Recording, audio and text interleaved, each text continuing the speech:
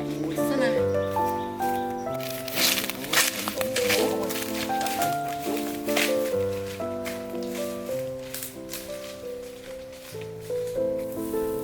Màu của mình á đây. Sạch sờn quá này. Kẹo là ngon.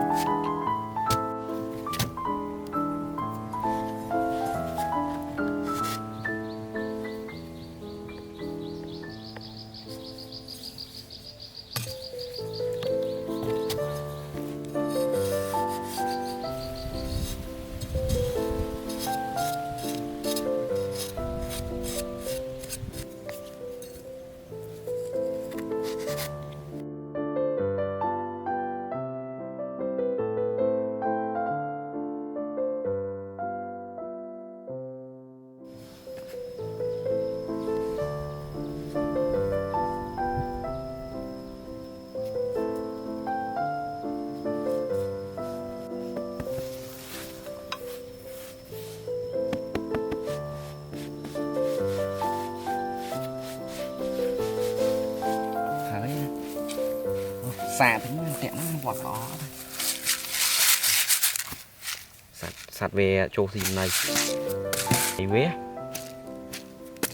ui vọt ó à đã chó ba sát đây nào trời ơi lối à là đã nuôi tẹo món à tẹo ó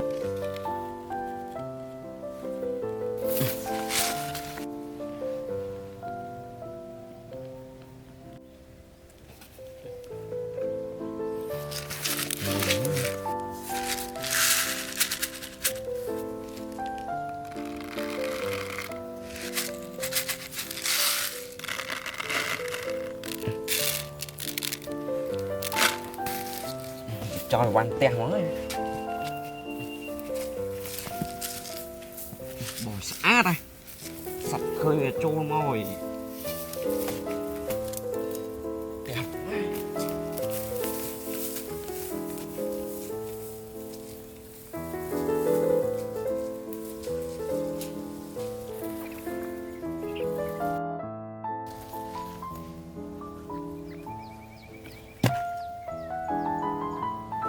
Đẹp quá, mày nhé, đẹp. Qua đó đây.